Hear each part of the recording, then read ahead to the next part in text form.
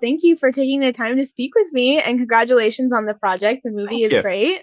Thank you. Yeah. How are you feeling? How has this whole experience been for Oh, you? well, it's been sort of a like riding a wave. It's been so exciting from the very initial idea where I said to myself, I'm going to write this movie, to sitting here talking with you. It's been an incredible adventure. And I know you've spoken about, your love for horror and your ideas of creating this, but I mean, like, when it actually came to like putting the pen to paper and writing it, like what pushed you to really create this story of conversion therapy horror? It's, when I was growing up, many years ago, watching horror movies, queer characters didn't exist.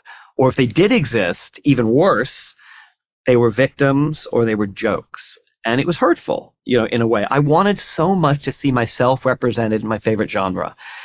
And horror didn't embrace that for a long time. And so when I got the chance to write something from my heart about this, I started with those seven campers, those heroes, and thinking how great it would be to do a horror movie where the heroes are all queer, and that led to everything. And I wanted to ask about this title as well. I mean, I love the story. And then, you add on the they slash them, and it just has that extra, impact to it. So where did that come from? It was, there were various titles over the years, thinking about this or that.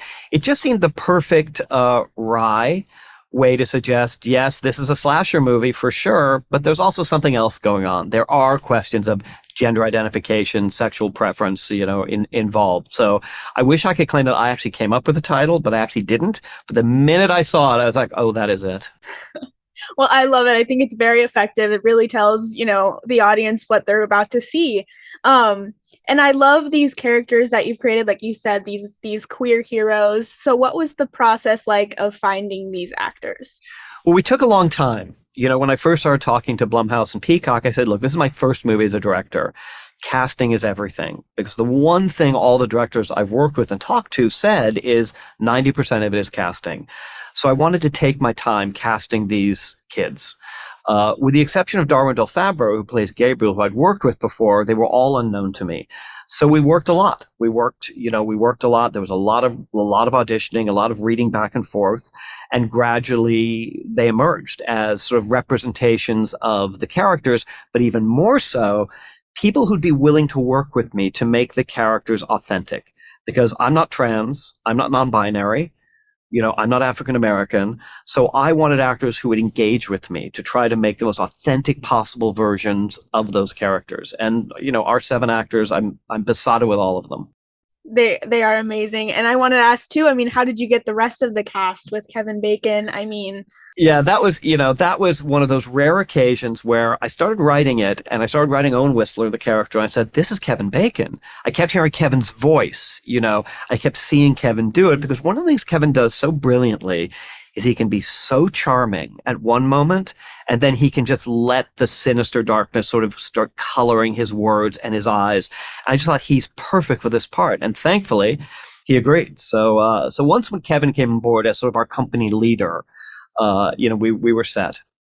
and my last question I want to ask, I mean, one of my favorite scenes, there's this song that is spotlighted, and it's really a bonding moment for all the characters. And I don't know how much I'm allowed to say, but I mean, can you talk about this moment and what this song might mean to you specifically? Yeah, it's secretly my favorite moment in the film because like I'm a musical theater kid, and the idea of having the characters bond around a song and a dance seemed to be not only something that would happen in a classic 80s horror movie, but something I wanted to do.